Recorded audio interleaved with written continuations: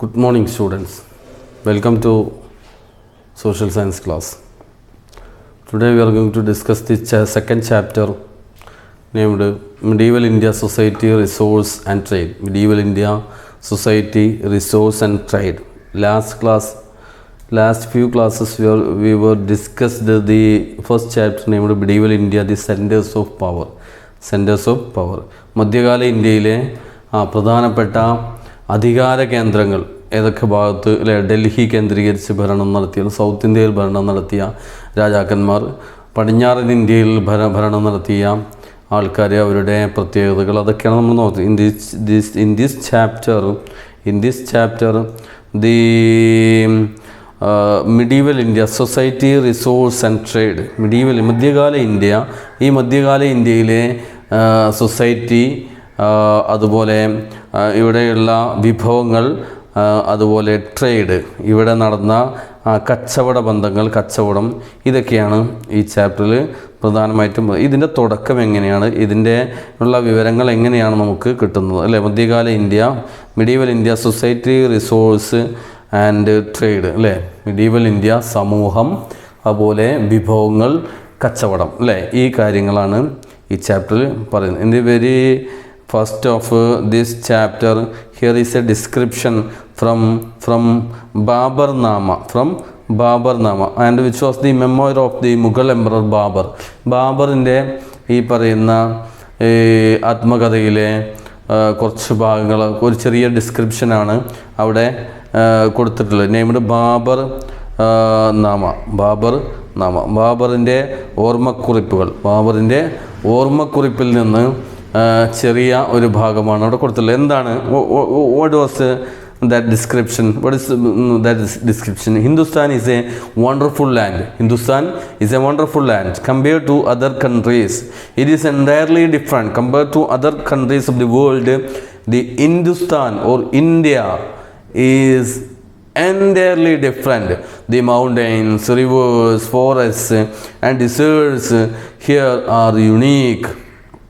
The animals, plants, people, language, even rain and wind or climate are all diverse, are all diverse. എന്താ ബാബർ നാമയിൽ പറയുന്നത്? Hindustan is a wonderful land അല്ലേ? വളരെ മനോഹരമായ ഒരു പ്രദേശമാണ് Hindustan. Compared to other countries it's entirely different അല്ലേ? തികച്ചും മറ്റു ലോകരാജ്യങ്ങളെ അപേക്ഷിച്ച് എൻറ്റയർലി ഡിഫറെൻ്റ് ആയിട്ടുള്ള, വ്യത്യസ്തമായിട്ടുള്ള ഒരു രാജ്യമാണ് ഹിന്ദുസ്ഥാൻ. ബാബർ പറയണം, അദ്ദേഹത്തിൻ്റെ ഓർമ്മക്കുറിപ്പിൽ അദ്ദേഹം എഴുതി വെക്കണം അല്ലേ? എന്താ പറയുന്നത്? The mountains, reverse, forest and deserts here R unique അല്ലേ? വ്യത്യസ്തങ്ങളായ പർവ്വതങ്ങളും കാടും മേടും അല്ലേ ഒക്കെ നിറഞ്ഞ ഒരു പ്രദേശം. The animals, plants, people, languages, rain and wind are all diverse അല്ലേ? കാലാവസ്ഥയും ആളും മനുഷ്യനും അതുപോലെ ഇവിടുത്തെ ഫോറസ്റ്റും ജനങ്ങളും ഒക്കെ വ്യത്യസ്തമാണ് അല്ലേ? വളരെ വണ്ടർഫുൾ ആയിട്ടുള്ള ഒരു പ്ലേസാണ് ലോകത്തിലെ ഇന്ത്യ ഹിന്ദുസ്ഥാൻ എന്ന് പറയുന്ന പ്രദേശം. And what information can you gather about India from this description? Babar speaks about the diversity of resources in India. Diversity attracted by the foreigners to exploit the resources from India. It is this diversity and prosperity that attracted the foreign travelers to India during the medieval period. അല്ലേ? ട്രാവലേഴ്സിനെ അതിലേക്ക് attract ചെയ്ത ഘടകം എന്ന് പറയുന്നത് this diversity of India or this prosperity of India attracted the travellers. And their travelogues helps us to comprehend the socio-economic conditions of that period. Their travelogue of the travelers comprehend the socio-economic conditions of that period of India. ഇന്ത്യയുടെ ആ കാലഘട്ടത്തിലെ സാമൂഹ്യ സാമ്പത്തിക വിവരണങ്ങളൊക്കെ ഈ കാരണത്താൽ ഇങ്ങോട്ട് ആകർഷിക്കപ്പെട്ട ഈ ട്രാവലേഴ്സിൻ്റെ ട്രാവലോഗുകളിൽ നിന്ന് നമുക്ക് ലഭ്യമാണ് ഇവിടുത്തെ പ്രത്യേകത. Here is a traveller named Al Biruni from Central Asia. In his travelogue he wrote for farming cereals and grazing cattle, land revenue and grazing tax were to be paid to the rulers. Similarly, tax was to be paid if income from trade. 1/6 of the income was to be spent for the protection of the country. Protection of the country is a description from the travelogue of Al-Biruni. Al-Biruni, central ഏഷ്യയിൽ നിന്നുള്ള അൽബറൂണിയുടെ ട്രാവലോഗിൽ അദ്ദേഹം പറയുന്നത് അന്ന് ഇവിടെ നിലനിന്നിരുന്ന കച്ചവടവും ആ കച്ചവടത്തിൽ നിന്ന് പലതരത്തിലുള്ള നികുതികൾ അല്ലേ, കച്ചവടവും കൃഷിയും അല്ലെങ്കിൽ മറ്റു ജീവിതോപാധികളൊക്കെ ഉണ്ടായിരുന്നു. അതിൽ പലതരത്തിലുള്ള നികുതികൾ റൂളേഴ്സിൽ ആൾക്കാർ കൊടുക്കേണ്ടതായിട്ടുണ്ടായിരുന്നു, റൂളേഴ്സിന് ആൾക്കാർ കൊടുത്തിരുന്നു. For farming cereals and grazing category land revenue and grazing tax were to be paid to the rulers അല്ലേ. ചില പ്രദേശങ്ങളിൽ കൃഷി ചെയ്യുന്നതിനും അതുപോലെ കാറ്റിൽ റിയറിംഗ് നടത്തുന്നതിനും വ്യത്യസ്തമായിട്ടുള്ള നികുതികൾ ഈ പറയുന്ന ഈ ഭൂമിയുടെ നികുതിയും അതുപോലെ ഈ കാറ്റിൽ റിയറിങ്ങിനുള്ള നികുതിയും ഒക്കെ ആയിട്ട് റൂളേഴ്സിന് ആൾക്കാർ കൊടുത്തിരുന്നു. അതുപോലെ തന്നെ like that tax was to be paid on income from trade. ട്രേഡിൽ നിന്ന് കിട്ടുന്ന ഇൻകത്തിനനുസരിച്ചുള്ള ഒരു നിശ്ചിത ടാക്സ് റൂളേഴ്സിന് ഈ traders കൊടുക്കണമായിരുന്നു. 1/6 of the income was to be spent for the protection of the country. 1/6 of the income was to be spent for the protection of the country. രാജ്യത്തിൻ്റെ സംരക്ഷണത്തിന് വേണ്ടിയിട്ട് 1/6 ഭാഗം tax rulers എന്ത് ചെയ്തിരുന്നു, ഉപയോഗിച്ചിരുന്നു. രാജ്യത്തിൻ്റെ protection of the country the used.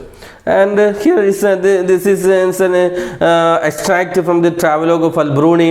And what are the occupational and the taxes mentioned in this description? We know that the land revenue and the grazing tax collected from the people for what, for farming cereals and grazing cattle respectively. And എന്താ പറയുക, യഥാക്രമം ഈ ടാക്സുകളൊക്കെ collect ചെയ്തിരുന്നു ഏത് rulers. And besides this agriculture was the chief occupation of the people of medieval India.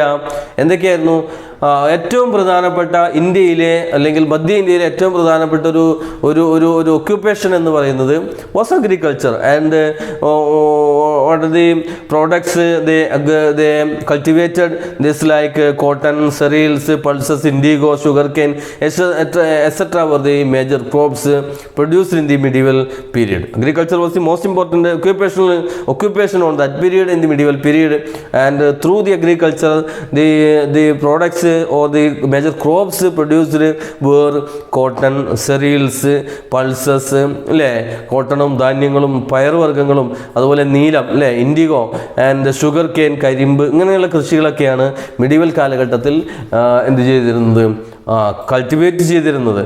And in this period there were plenty of cultivable land in India that was kept uncultivated. Those who first cultivated in such land were granted to its ownership right by the rulers. And ഈ കാലഘട്ടത്തിൽ ഒരു പ്രത്യേകം വെച്ചാൽ ധാരാളം അൺകൾട്ടിവേറ്റബിൾ land ഉണ്ടായിരുന്നു അല്ലേ. ആൾക്കാർ കൃഷിയിലേക്ക് കടന്നു വരുമ്പോൾ ഒരുപാട് അൺകൾട്ടിവേറ്റഡ് കൃഷിക്ക് ഉപയോഗിക്കാത്ത ഫെർട്ടൈൽ സോയിൽ കണ്ടമാനം അല്ലെങ്കിൽ ഒരുപാട് ഉണ്ടായിരുന്നു. ആ സമയത്ത് എന്തായിരുന്നു ഒരു ഓഫർ അല്ലേ, എന്തായിരുന്നു offer? And those who first cultivated in such land were granted to its ownership right. ആദ്യമായിട്ട് ആ ഭൂമിയിൽ കൃഷി ചെയ്യുന്ന ആൾക്കാർക്ക് അതിൻ്റെ ഓണർഷിപ്പ് കൂടി കൊടുത്തിരുന്നു. അപ്പോൾ in order to promote the cultivation or agriculture, in order to promote the agriculture, അതിന് വേണ്ടിയിട്ട് അഗ്രികൾച്ചറിനെ പ്രൊമോട്ട് ചെയ്യാൻ വേണ്ടി ഇങ്ങനെ ചെയ്തിരുന്നു. എന്തായിരുന്നു ചെയ്തിരുന്നത്? Those who first cultivated in such land or such uncultivated land were granted to its ownership, അതിൻ്റെ ഉടമസ്ഥാവകാശം ഓണർഷിപ്പ് റൈറ്റ് ആദ്യമായിട്ട് കൃഷി ചെയ്യുന്ന കർഷകന് കൊടുക്കുമായിരുന്നു. And also besides this the hard working farmers try to win the ownership of such lands in this way. And the number of measures taken by the rulers for the promotion of agriculture, for the promotion of the progress of agriculture. The steps taken by the rulers for the progress of agriculture were rulers arranged irrigation facilities for the farmers, and they supplied seeds, granted tax relaxations. അതായത് പിന്നെ rulers ഈ agriculture promote ചെയ്യാനായിട്ട് എന്തൊക്കെ കാര്യങ്ങൾ ചെയ്തിരുന്നു? Arranged irrigation facilities അല്ലേ, ജലസേചന പദ്ധതികൾ, ജലസേചന മാർഗങ്ങൾ, പദ്ധതികൾ കർഷകർക്ക് വേണ്ടിയിട്ട് ഒരുക്കി കൊടുത്തിരുന്നു. സപ്ലൈഡ് സീഡ്സ് അല്ലേ, നല്ല വിത്തിനങ്ങൾ ഈ കർഷകർക്ക് വേണ്ടി, ഫാർമേഴ്സിന് വേണ്ടി റൂളേഴ്സ് കൊടുത്തിരുന്നു. അതോടൊപ്പം ഗ്രാൻഡഡ് ടാക്സ് റിലാക്സേഷൻസ് അല്ലേ, ചില നികുതി ഇളവുകൾ ഈ പറയുന്ന കർഷകർക്ക് വേണ്ടി കൊടുത്തു. All these for what? For the promotion of or the progress of agriculture. And in the medieval period the officers were given land as wages. And നമുക്കറിയാം, when we are discussing about the Sultanate period and Mughal period, the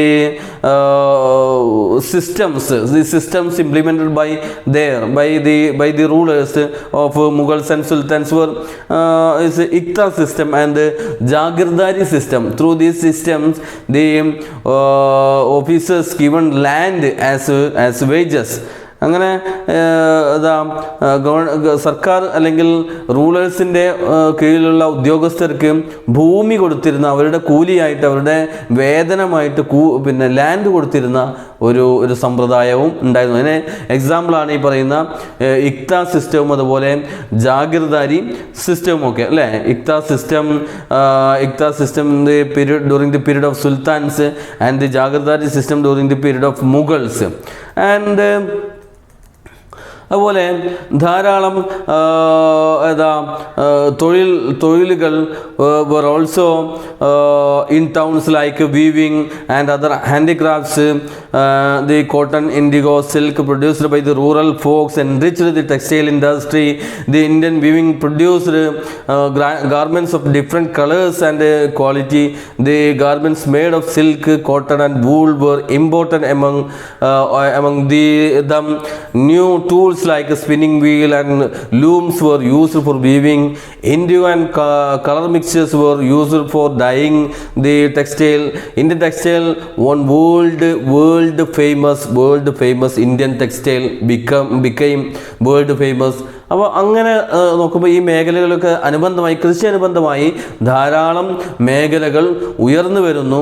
അതുപോലെ നെയ്ത്തും അതുപോലെ ഹാൻഡിക്രാഫ്റ്റ്സും ഒക്കെ മെച്ചപ്പെട്ടു വരുന്നു. Indian textile industry ലോകത്തിൽ തന്നെ ഏറ്റവും ഡിമാൻഡുള്ള ഒരു ടെക്സ്റ്റൈൽ ഇൻഡസ്ട്രി ആയിട്ട് മാറുന്നു. ഇന്ത്യയിലെ ചായം മുക്കിയതും അല്ലെങ്കിൽ ഒക്കെ ആയിട്ടുള്ള വസ്ത്രങ്ങൾ, ഈ മേഖലകളിൽ ധാരാളം ഉപകരണങ്ങൾ കണ്ടെത്തപ്പെടുന്നു. സ്പിന്നിങ് വീലിനെയും അതുപോലെ ലൂമിനെയും ഒക്കെ പോലെയുള്ള ഉപകരണങ്ങൾ കണ്ടെത്തപ്പെടുന്നു. അങ്ങനെ ഈ മേഖലയിലൊക്കെ ധാരാളം മെച്ചപ്പെടലുകൾ ഉണ്ടാകുന്നു.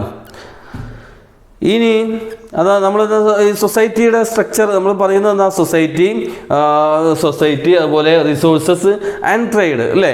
ഈ ടൗൺസ് ആൻഡ് ട്രേഡിൻ്റെ കാര്യത്തിൽ എന്തൊക്കെയാണ് ഈ ട്രാവലേഴ്സ് അവരുടെ ട്രാവലുകളിൽ കുറിച്ച് വെച്ചിട്ടുള്ളത് അല്ലേ? Here is N Italian traveller named Niccolo Conti who visited India and he described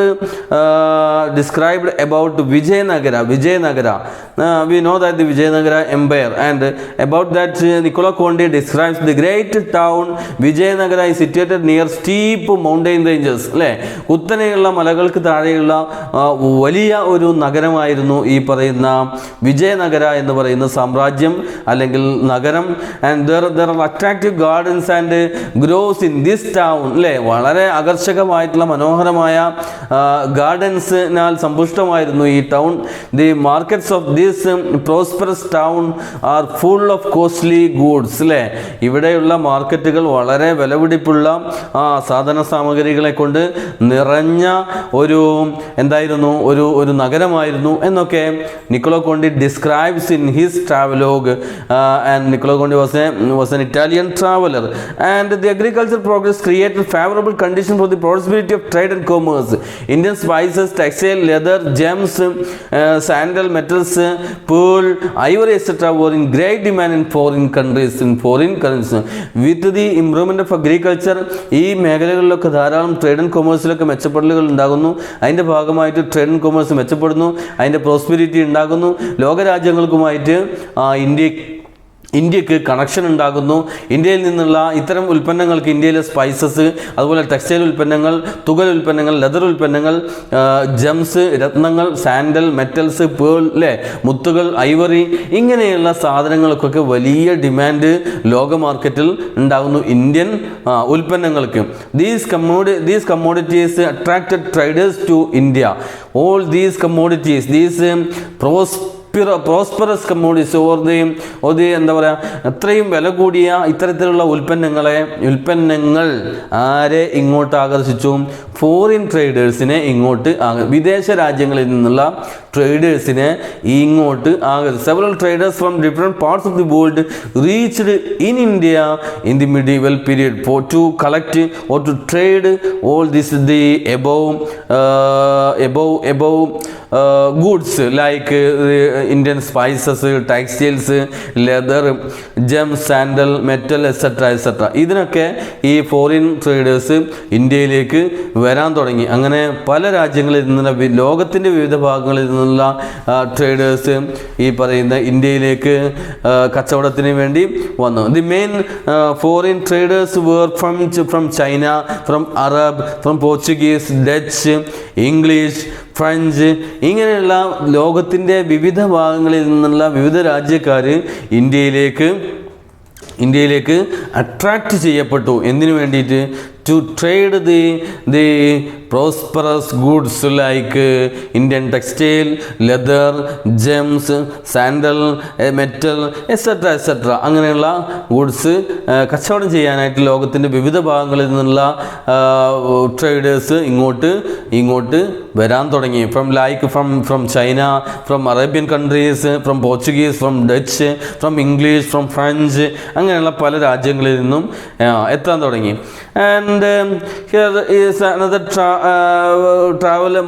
Moroccan traveler named Ibn Battuta, who visited during the period of Sultans, and Raphael Fitch, an English traveler, visited at the period of Mughal period, and they wrote or they described Ibn Battuta described the town in India are highly populous and wealthy. The towns in India are highly populated and wealthy. The streets of the cities were flooded with the diverse goods. Delhi and Daulatabad are colorful cities, Ibn Battuta says.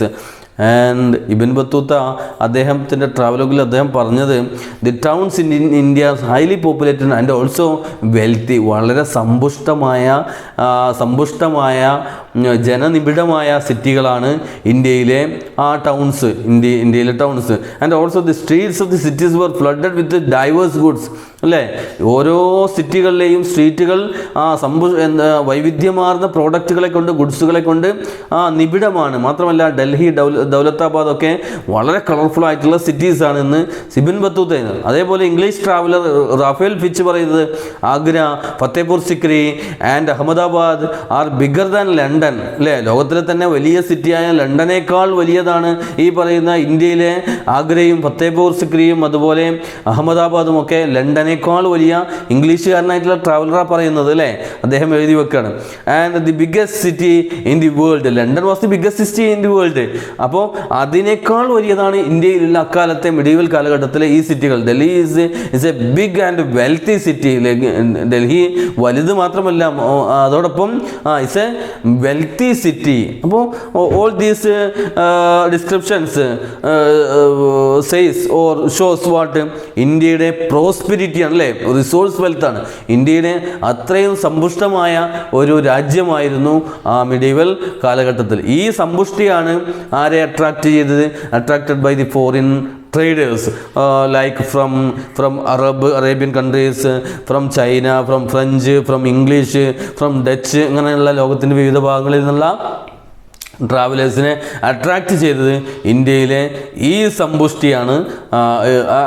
Towns developed around the production centres and markets and Dhaka, Paithan, Kanchipuram, Urayur, Madurai, etc. were the towns that developed in this way. Artisans, traders, officers, servants, slaves, and so on constituted the urban population. എന്താ പറയുന്നത്, ആ സിറ്റികൾ ഇങ്ങനെയാണ് constitute ചെയ്യപ്പെട്ടത്. ഇങ്ങനെ പലതരത്തിലുള്ള കച്ചവടക്കാരെ കൊണ്ടും സമ്പുഷ്ടമായ ഗുഡ്സുകളെ കൊണ്ടും ഒക്കെയാണ് ഉണ്ടായത്. Towns developed around the production centres and markets, അല്ലേ? And some of the towns were Kanjipuram, Urayur, Madurai, etc. were the main towns developed like the production centers and markets. അല്ലേ? അങ്ങനെ മെച്ചപ്പെട്ടു വന്ന ടൗൺസാണ് ഈ പറയുന്നതൊക്കെ. ആൻഡ് ഇതോടൊപ്പം artisans, traders, officers, servants, slaves ഇവരൊക്കെ ഈ അർബൻ പോപ്പുലേഷൻ്റെ ഭാഗമായിട്ട് അല്ലെങ്കിൽ നഗരവൽക്കരണത്തിൻ്റെ ഭാഗമായിട്ട് മാറി ഈ പറയുന്ന വിഭാഗം ആൾക്കാരൊക്കെ. ഓക്കെ, ഇപ്പോൾ ഇതുവരെ പറഞ്ഞ കാര്യങ്ങൾ ക്ലിയർ ആണല്ലോ, അല്ലേ? Okay, thank you.